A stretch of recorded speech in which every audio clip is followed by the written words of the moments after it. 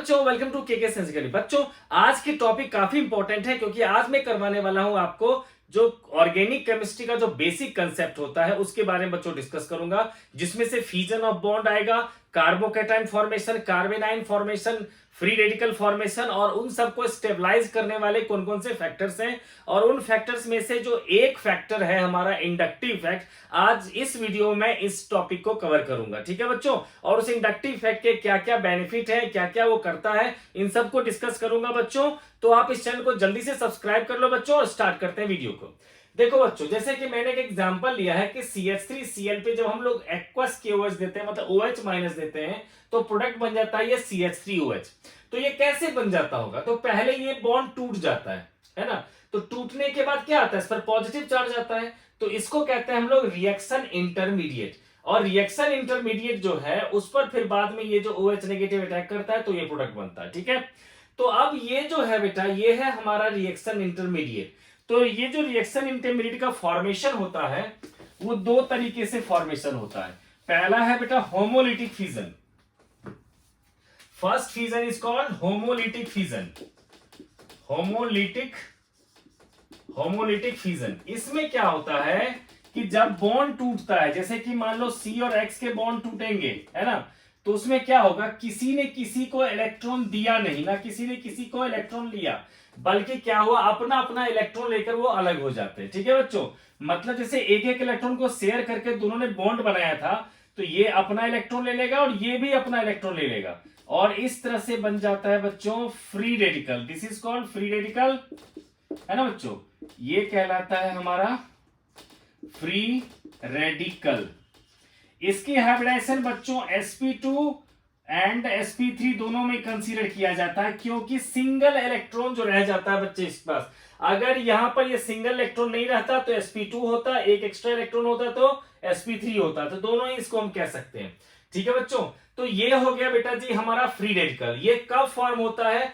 जब single bond हो generally, ठीक है, तब ये जनरली फॉर्म होता है, यानी कि सैचुरेटेड जो बॉन्ड होता है उसमें भी क्या होता है बच्चों, जब आप हीट दे दो, सनलाइट दे दो, यूवी रेज दे दो, इन सभी सिचुएशन में क्या होता है कि हम इतनी एनर्जी दे देते हैं कि ये कार्बन और हेलोजन या कार्बन का हाइड्रोजन के साथ, ठीक है, जैसे कि मान लो CH4 है, यहां पर मान लो बच्चों H है ना, इस पर मैंने क्या किया, सनलाइट के प्रेजेंस में हीट दे दिया, ठीक है, तो भी क्या होगा, यहां पर ये हाइड्रोजन के बॉन्ड टूट जाएंगे, है ना, ये बच्चे ये और साथ साथ में ये और ये। ठीक है, तो इस तरह से जहां भी डॉट लगा हुआ बॉन्ड जो हमारा रिलीज होता है इंटरमीडिएट, उसको कहते हैं हम लोग फ्री रेडिकल। तो ये जो फ्री रेडिकल है इसमें क्या हुआ, होमोलिटिक इसलिए कहते हैं क्योंकि इसमें किसी ने किसी के इलेक्ट्रॉन को लिया नहीं। तो अब ये जो फ्री रेडिकल है उसको कौन कौन सा फैक्टर जो है स्टेबलाइज करता है। ठीक है बच्चों, तो इसको देखते हैं बच्चों। देखो बच्चों, हम लोग लिखेंगे कि free radicals are stabilized by, free radicals are stabilized by. ठीक है बच्चों, तो मेनली बेटा ये जो है ना हाइपर कॉन्जुगेशन के थ्रू स्टेबलाइज होता है। हाइपर कॉन्जुगेशन बच्चों, मैंने उसके लिए अलग से वीडियो भी बना रखा है, तो आप उसको भी जाके देख लेना। हाइपर कॉन्जुगेशन, उसमें क्या होगा बच्चों कि देखो, जिस कार्बन पे फ्री रेडिकल हो उसके जस्ट बाद वाला जो कार्बन है ना, उसके पास बच्चों जितने हाइड्रोजन है ना, वो सारे के सारे हाइड्रोजन कहलाते हैं ये इसके हाइपर कॉन्जुगेटिव हाइड्रोजन एटम्स। ठीक है, तो होता क्या है बच्चों, ठीक है, जैसे मान लो इसको लिख लिया मैंने CH2 और फ्री रेडिकल। ठीक है, अब इसमें ये किस तरह से रोल प्ले करता है, तो ये अपना पेयर ऑफ इलेक्ट्रॉन यहां दे देता है, ठीक है, और खुद क्या बन जाएगा HCH, और ये रह गया बच्चों फ्री रेडिकल, डबल बॉन्ड बना लेगा ये CH2 के साथ, और ये H एज इट इज रह गया। ठीक है, ऐसा ही वो इस हाइड्रोजन के साथ कर सकता है, ऐसा ही इस हाइड्रोजन के साथ भी कर सकता है, मतलब H free radical CH double bond CH2, है ना। इसी तरह से अगर इस हाइड्रोजन के साथ करेगा तो क्या हो जाएगा हमारा HCH डबल बॉन्ड CH2, और ये H फ्री रेडिकल रह जाएगा। ठीक है, मतलब जिस कार्बन पे फ्री रेडिकल साइन है उसके जस्ट बाद वाले जो कार्बन के पास हाइड्रोजन होते हैं, उसको कहते हैं हाइपर कॉन्जुगेटिव हाइड्रोजन एटम। और जितने हाइपर कॉन्जुगेटिव हाइड्रोजन एटम होंगे उतने उसके होंगे रेजोनेटिंग स्ट्रक्चर्स। ठीक है, तो उतने ज्यादा रेजोनेटिंग स्ट्रक्चर्स होने से वो क्या होगा, उतना ही ज्यादा स्टेबल होगा। ठीक है, तो इस तरह से बच्चों क्या कह सकते हैं, किसी भी फ्री रेडिकल्स के लिए अगर आपको फ्री रेडिकल की स्टेबिलिटी चेक करनी हो, ठीक है, तो हम लोग लिखेंगे कि more the number of hyper conjugative hydrogen atom, more the number of hyper conjugative H atoms,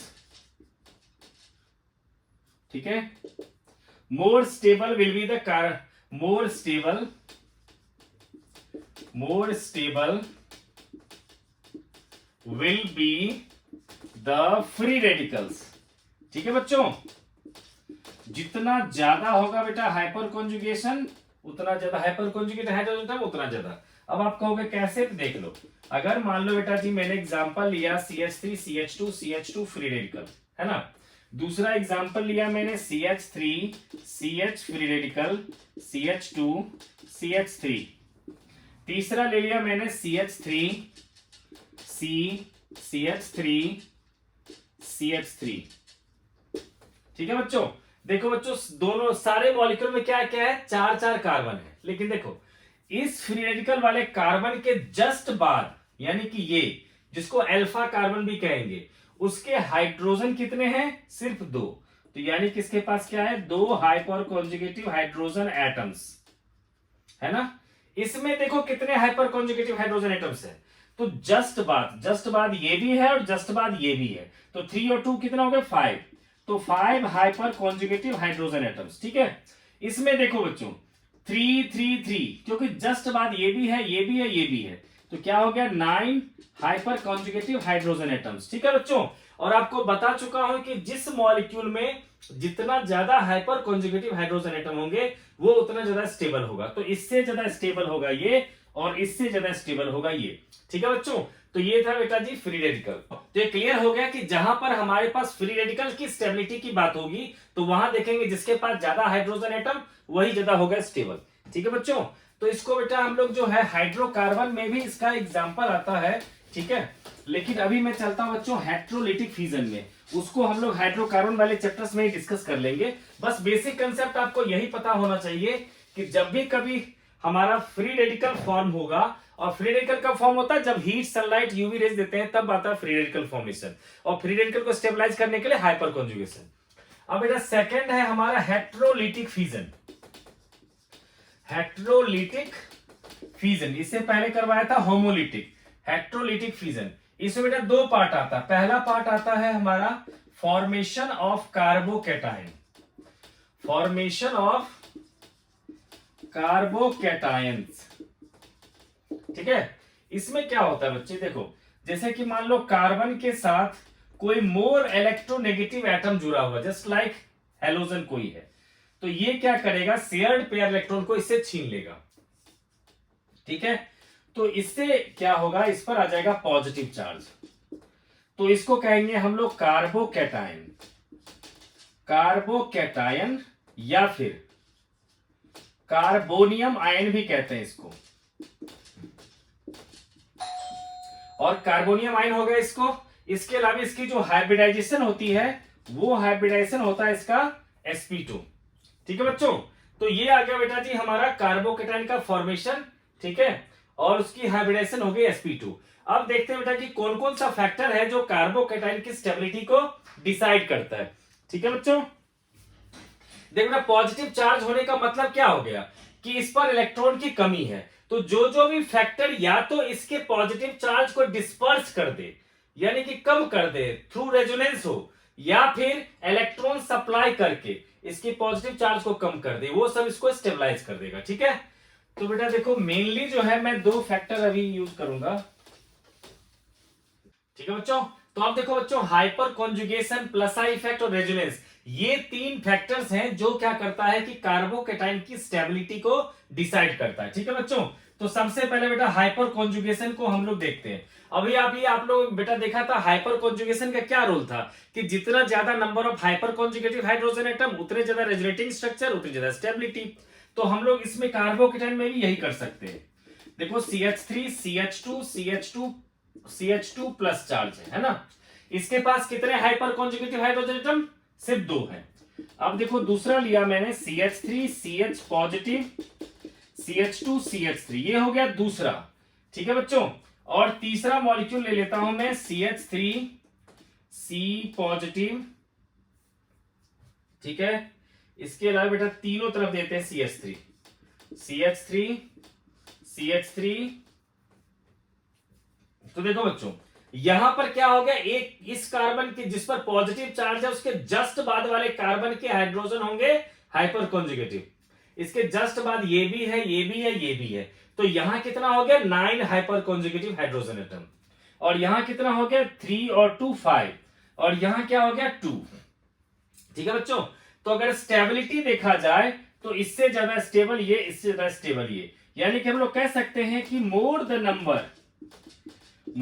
number of hyper conjugative hydrogen atom, more the number of hyper conjugative hydrogen atoms, more stable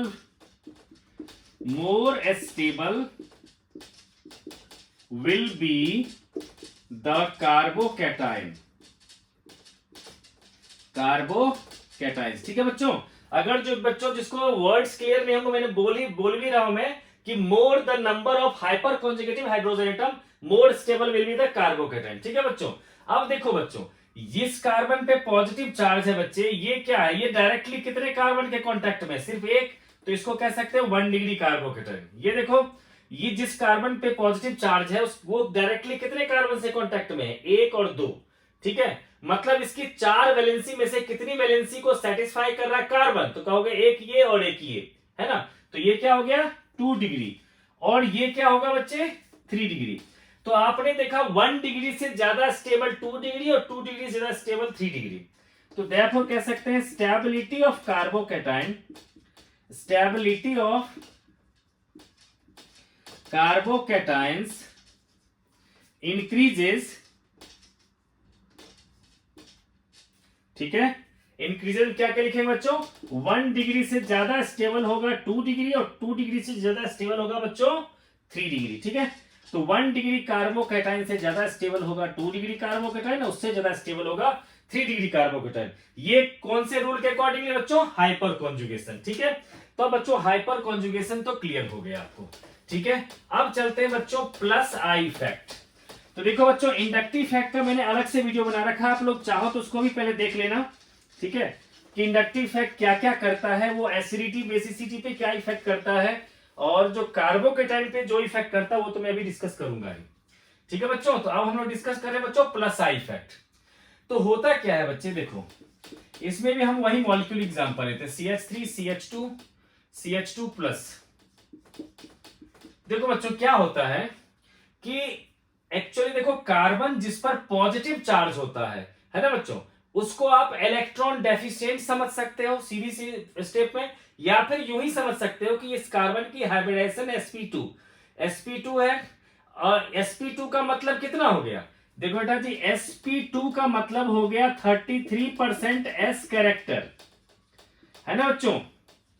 तो जिस carbon का बेटा जितना ज्यादा s character होता है वो उतना इलेक्ट्रोनेगेटिव होता है। अब देखो ये जो कार्बन है सारे सिंगल बॉन्ड है, मतलब इसकी हाइब्रिडाइजेशन कितनी है sp3, तो इसमें s कैरेक्टर कितना होगा, तो 25%। कैसे पता चल रहा है, s का 1 है p के 3 है, तो टोटल 4 में से s कितने हैं 1, इसलिए s कैरेक्टर कितना हो गया 25, तो सब के 25 में इसके हो गया बेटा 33%। तो ये क्या हो गया ज्यादा s कैरेक्टर, तो ये कार्बन क्या हो गया मोर इलेक्ट्रोनेगेटिव। ठीक है बच्चों, आप लोग ऐसे भी समझ सकते हो। इसके अलावा आप लोग जानते ही हो बच्चों कि ये इलेक्ट्रॉन डेफिशिएंट है, तो क्या करेगा जहां से भी इसको इलेक्ट्रॉन मिलेगा ये उससे इलेक्ट्रॉन छीनने की कोशिश करेगा। ठीक है, तो मान लो बेटा क्या होगा कि इसने इससे इलेक्ट्रॉन छीन लिया, या इसको हम ये भी कह सकते हैं कि इसने इसको इलेक्ट्रॉन दे दिया। ठीक है, तो अब क्या है कि ये मान लो इसका एक डायरेक्ट रिश्तेदार है, इसने इसको मान लो बेटा 100 इलेक्ट्रॉन दिया होगा। वैसे बच्चों क्या होता है, एक भी इलेक्ट्रॉन का ट्रांसफर नहीं होता है,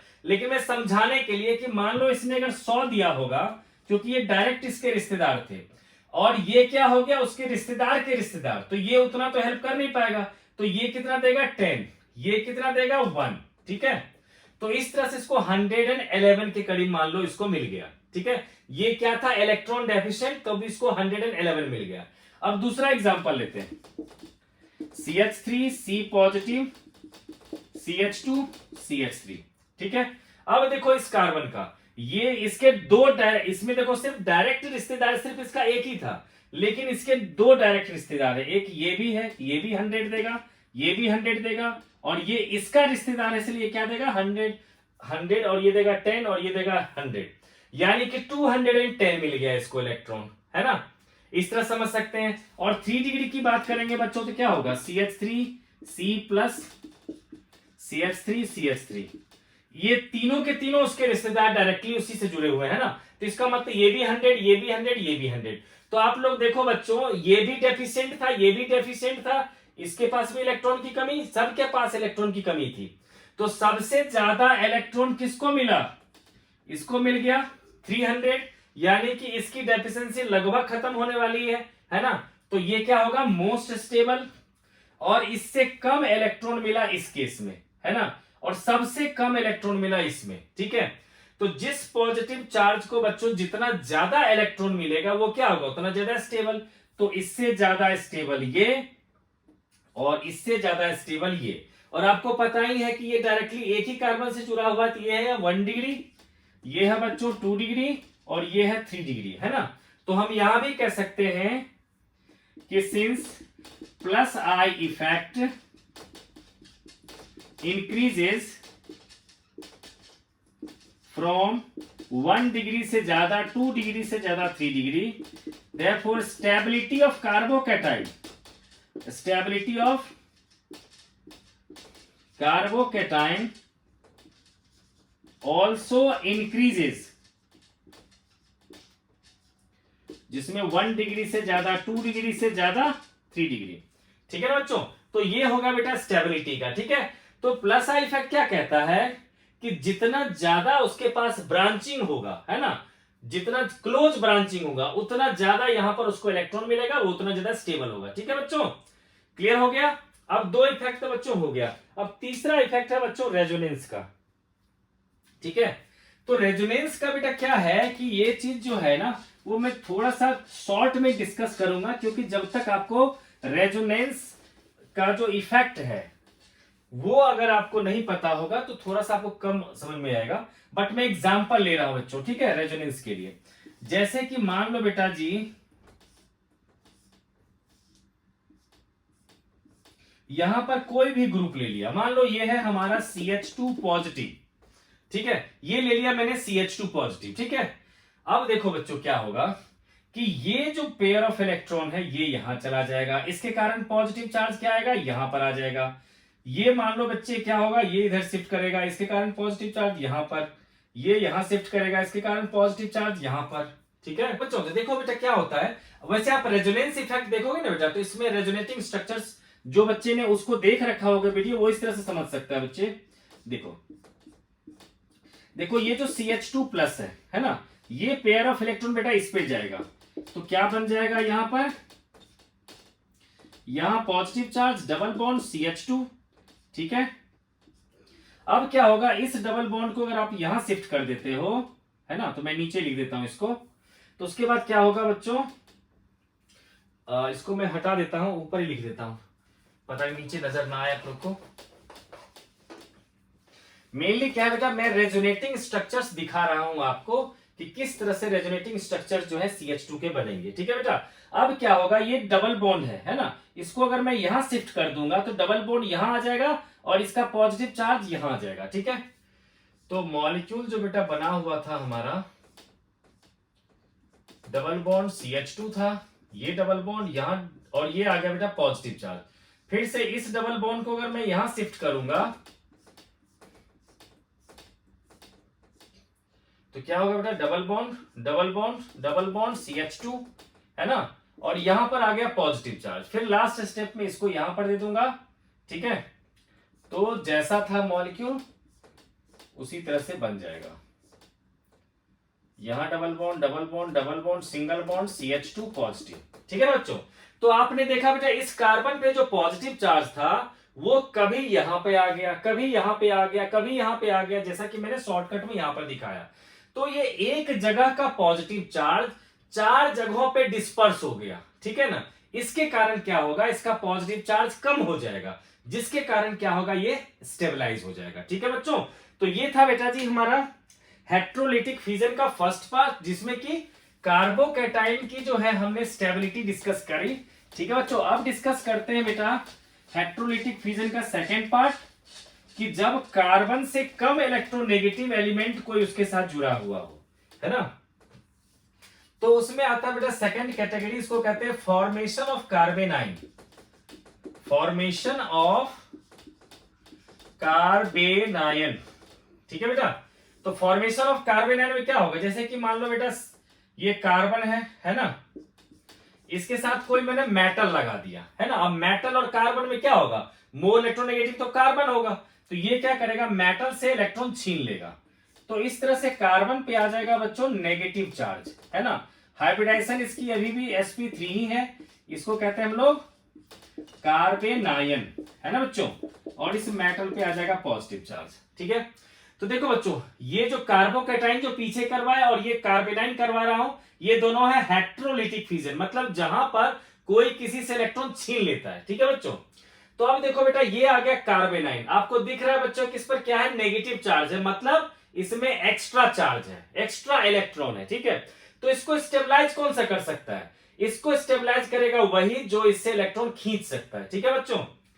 तो कह सकते हो आप मोस्टली जो होता है बेटा जी, कार्बेनाइंस आर स्टेबलाइज्ड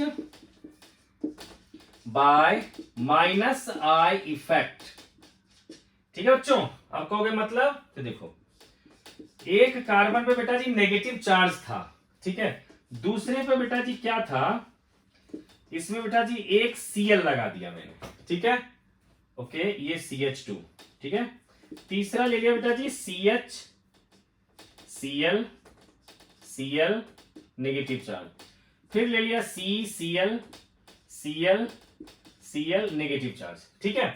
अब इन तीनों को बेटा जी कंपेयर करके देख सकते हो आप, यहां पर मैंने लिखा है बेटा CH2, ठीक है। देखो यहां पर क्या है कि इस कार्बन पे नेगेटिव चार्ज है, जिसके कारण ये अनस्टेबल है, ठीक है।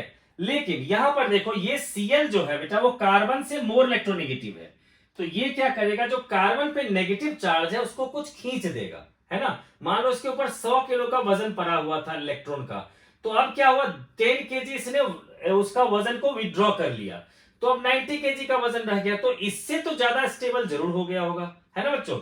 अब मान लो ये Cl भी इससे खींचेगा इलेक्ट्रॉन, ये भी खींचेगा इससे इलेक्ट्रॉन, तो क्या होगा, इसके रिस्पेक्टिव ये ज्यादा स्टेबल। और यहां पर 3 है minus I effect showing group, जो बहुत सारा वजन इसका रिड्यूस कर देंगे, मतलब नेगेटिव चार्ज को कम कर देंगे। इसलिए क्या होगा बेटा कि स्टेबिलिटी जो है बढ़ता चला जाएगा, ठीक है। यानी कि जितना ज्यादा माइनस आई इफेक्ट उतनी ज्यादा स्टेबिलिटी, ठीक है। यानी कि लिख सकते हैं more the minus I effect more will be the stability, more will be the stability of carbanion, ठीक है ना बच्चों। समझ आ गया बेटा। जैसे कि मान लो बेटा जी अगर आपसे कहूं मैं कि ठीक है ये तो क्लियर हो गया कि वहां पर एक Cl था, एक से ज्यादा 2 Cl ज्यादा अपना माइनस आई इफेक्ट शो करेगा, 3 Cl जो है 2 Cl से ज्यादा माइनस आई इफेक्ट शो करेगा, है ना। लेकिन अगर बच्चों ऐसा पूछ दे आपसे, ठीक है, ये है और ये, इन दोनों में ज्यादा स्टेबल कौन होगा, तो आप कहोगे फ्लोरीन मोर इलेक्ट्रोनेगेटिव है, इसलिए क्या होगा बेटा कि ये ज्यादा इलेक्ट्रॉन खींच पाएगा, है ना, इसलिए इसकी स्टेबिलिटी थोड़ी ज्यादा होगी, ठीक है ना बच्चों। तो ये था बेटा जी माइनस आई इफेक्ट के कारण जो है कि कार्बन आयन की स्टेबिलिटी बढ़ रहा है। तो बच्चों इस वीडियो मैंने बहुत ही छोटा रखा है बच्चों। अब हर एक इफेक्ट, चाहे इंडक्टिव इफेक्ट हो, हाइपर कॉन्जुगेशन और रेजोनेंस इफेक्ट हो, इन सबको बच्चों सिर्फ एक स्पेसिफिक टॉपिक बना करके उसकी एप्लीकेशंस को हम लोग डिस्कस करेंगे नेक्स्ट वीडियो में। आप लोग इस चैनल को सब्सक्राइब कर लो। मिलते हैं नेक्स्ट वीडियो में।